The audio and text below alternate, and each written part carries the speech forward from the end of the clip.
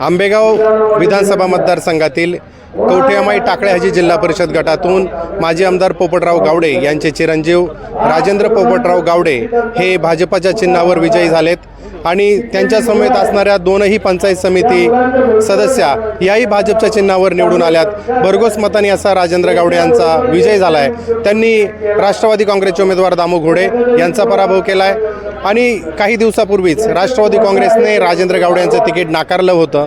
धक्कादायक असा हा क्षण होता। दावेदार असताना प्रचार केला असतानाही त्यांचं तिकीट नाकारलं गेलं आणि तिकीट नाकारलं गेल्यामुळे जनतेमध्ये रोष पसरला आणि पोपटराव गावडे यांच्यावर लोकांनी दबाव आणत त्यांना भाजपमध्ये जाण्यास भाग पाडलं आणि भाजपमध्ये जाऊन राजेंद्र पोपटराव गावडे यांनी काहीच दिवसात निवडणूक लढवली। निवडणूक लढवत असताना काय होणार हे माहीत नसताना, भाजपचा कोर वोटर या ठिकाणी नसतानाही, राजेंद्र गावडे विजयी झालेत। विजयी झाला तुम्ही, काय प्रतिक्रिया पहिली? या टाकळ्याची कवठे जिल्हा परिषद गटाने मायबाप मतदार राजांनी भरभरून असा कौल मला दिल्यानं खरं तर या निवडणुकीमध्ये एक ऐतिहासिक विजय झालेला आहे। लोकांनी या हातात निवडणूक घेतलेली होती। ऐन वेळेस राष्ट्रवादी पक्षाने नाकारलेली उमेदवारी आणि त्यामुळं सर्वसामान्य मतदारामध्ये उसळलेला प्रचंड असंतोष हा निश्चित मला या भरभक्कम विजयासाठी पाठबळ देणारा ठरला आणि जवळपास 3,500 मतांनी माझा विजय झाला। याचा निश्चित सारं श्रेय आदरणीय पोपटरावजी गावडे साहेब असतील किंवा ही मायबाप जनतेला आहे। राष्ट्रवादी काँग्रेसचे तुम्ही उमेदवार होतात, प्रचारही केला आणि अचानक जो धक्का बसला त्या धक्क्यातून तुम्ही कमळाकडे गेलेत, तो क्षण कसा होता तुमचा?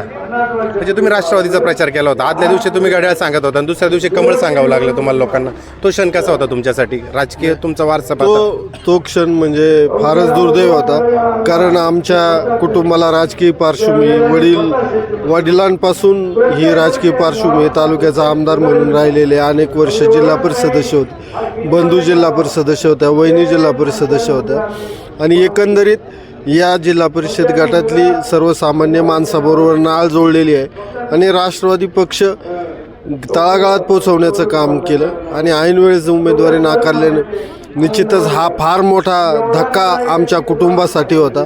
असं कधी अपेक्षित सुद्धा नव्हतं की आम्हाला उमेदवारी नाकारतील, कारण मी एकमेव इच्छुक होतो, मला पक्षांतर्गत प्रतिस्पर्धी सुद्धा नव्हता, परंतु का नाकारलं ही नेते मंडळी आजपर्यंत सांगू शकले नाहीत।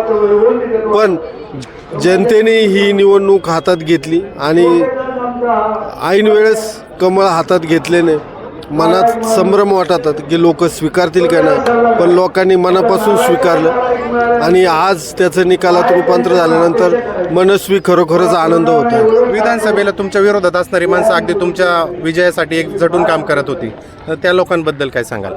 नक्कीच विधानसभेला आम्ही त्यांना खूप आग्रह केला, पण त्यांनी आमचं ऐकलं नाही, गावडे साहेबांचं ऐकलं नाही। पण ह्या वेळेस निवडणुकीला जो गावडे साहेबांचा अपमान झाला, ऐन वेळेस माझी उमेदवारी नाकारली, ह्या भावनेनं अनेक लोक विधानसभेला विरोधत होते।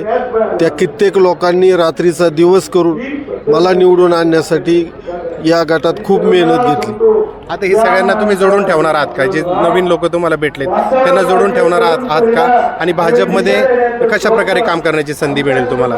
नक्कीच, आता आजच निकाल लागलेला आहे, आता उद्यापासून सगळं या भाजपमधल्या श्रेष्ठींच्या ओळखी वगैरे सगळ्या गोष्टी होतील, परंतु सत्तेतला पक्ष आहे, काम करणाऱ्याला या पक्षात संधी मिळते आहे। अनेक नवीन माणसांना संधी मिळालेल्या आपण पाहतो आहेत, त्यामुळं काम करत असताना यांची मदत पण होणार आणि आपल्याला संधी पण नक्कीच मिळेल। राजेंद्र गावडे यांच्या स्वप्नातील काय कामं असतील या परिसरातली? नाही, या भागातली प्रश्न असे आहेत की सगळे शेतीप्रधान लोक आहेत, शेतकरी माणसं आहेत, इथला त्यांचा पाण्याचा प्रश्न, विजेचा प्रश्न आणि रस्ते हे प्रामुख्याने 3 प्रश्न ह्या भागातील आहे आणि त्याचबरोबर जिल्हा परिषदेमध्ये आरोग्य सेवा असतील, प्राथमिक शाळांचा दर्जा हा चांगल्या पद्धती, भौतिक सुविधा चांगल्या पद्धतीने निर्माण होतील अशी इतरही छोटी मोठी कामं भविष्यामध्ये माझा करण्याचा प्रयत्न असेल. तिकीट कापणाऱ्यांना काय सांगाल तुम्ही? तिकीट कापणाऱ्यांना सांगितलेले आता जनतेनेच सांगितले ना की तुम्ही जरी कोणालाही म्हणजे गद्दारांना जरी संधी दिलेली असेल, परंतु ह्या जनतेने हे दाखवून दिले की इथं जे निष्ठावान प्रामाणिकपणे जे काम करत होते त्यांनाच जनतेने स्वीकारलेलं आहे. तिकीट देणं जरी श्रेष्ठींच्या हातात असलं तर निवडून आणणं लोकांच्या हातात आहे, हे सिद्ध झालंय का? नक्कीच श्रेष्ठींनी त्यांच्या पद्धतीने उमेदवारी जाहीर केली, परंतु जनतेने पण या मताच्या रूपानं दाखवून दिलं की कोण नेता हवा आहे ह्या भागाला. या भागासाठी आपल्या भविष्यामधला नेता कोण असावा ते मतदारांनी आपल्या मताद्वारे दाखवून दिलेलं आहे. तुमच्याबरोबर खाली पंचायत समितीच्या दोन्ही सदस्य भरघोस मतांनी निवडून आल्यात, त्यांच्या विजयाबद्दल काय सांगाल? त्यांनी पण या दोन्ही उमेदवाऱ्या एक सोज्वळ कुटुंबातल्या शेतकरी कुटुंबातल्या होत्या.